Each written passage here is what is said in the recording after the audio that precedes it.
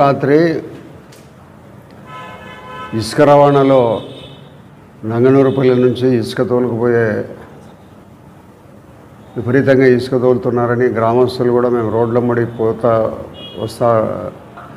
వచ్చిపోయే రావాలంటే కూడా వాళ్ళు పోయే స్పీడ్కు భయోత్పాతం కలిగించే పరిస్థితుల్లో ఇసుక ట్రాక్టర్లు పోతున్నాయి రాత్రిపూట అని వాళ్ళు చెప్పడం జరుగుతుంది.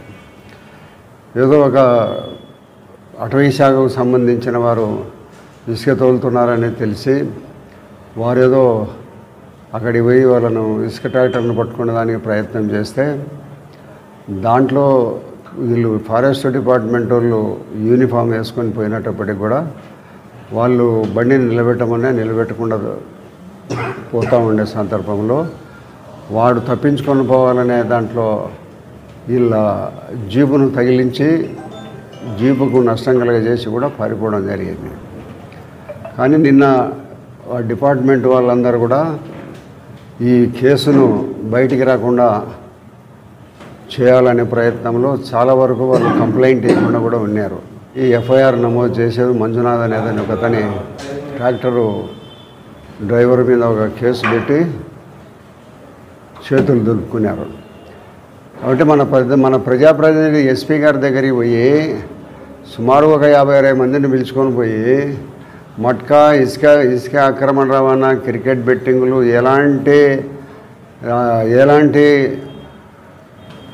జూదాలు లేకుండా ఇసుక రవాణా లేకుండా ప్రొద్దుటూరు మొత్తం కంట్రోల్ చేయమని చెప్పి ఎస్పీ గారికి చెప్పడము లోకల్ పోలీస్ అధికారులకు అందరికీ చెప్పినప్పటికి కూడా ఆయన చెప్పిన 1 రోజు 2 రోజులు కూడా ఈ ఇసుక రవాణా కానీ ఈ క్రికెట్ బెట్టింగులు కానీ ఇసుపెటాకులు కానీ మట్కా కానీ గుట్కా కానీ ఆగడం లే, నిరంతరం అప్పటికంటే ఇంకా ఎక్కువగా కొనసాగుతున్నాయి.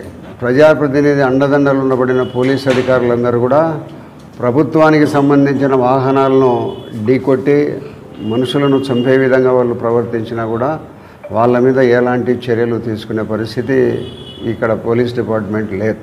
ఆ పరిస్థితిలో పొద్దుటూరు పరిస్థితి ఉంది. ఉద్యోగస్తులు కొంతమంది ఇక్కడ ఈ డిపార్ట్మెంట్లకు సంబంధించిన వాళ్ళు ఉద్యోగం చేయాలంటే కూడా భయపడే పరిస్థితుల్లో ఉన్నాయి. ఎందుకంటే మాకేదో రక్షణ లేదనే పరిస్థితుల్లో కూడా కొంతమంది చెప్పడం జరుగుతూ ఉంది. ఎన్ని ప్రభుత్వానికి నష్టం కలిగే ఏ చర్యలు తీసుకుంటా ఉండబడినా కూడా అతనేమి సూపరింటెండెంట్ ఆఫ్ ది పోలీస్ కడపగా తను దానిని అరికట్టే ప్రయత్నాలు ఏం చేయడం లే. ఈ కారణంగానే ఇసుకలు పెట్టలేకపోతున్నారు. ఎవరిని తగిలిస్తే ఏముంది, జీపులను ఢీకొంటాంటేనో పోలీసులు కొడతాంటే కూడా దిక్కులేని పరిస్థితి ఉంటే ప్రజలను ఏమాదుకుంటారా? పోలీసులు ఏమాదుకుంటారు, ప్రభుత్వం ఏమాదుకుంటుంది. ఎవరిని కొట్టుకొని ఈడ్చుకుపోతానే కూడా ఏం లేని పరిస్థితి ఉంది. దోపిడీలు చేసుకుపోతానే కూడా దిక్కులేని పరిస్థితి ఉంది. ఇదే ప్రభుత్వం మళ్ళా ఒకసారి వస్తే మన ఆస్తులకు మన ధన మాన ప్రాణాలకు రక్షణే ఉండదు.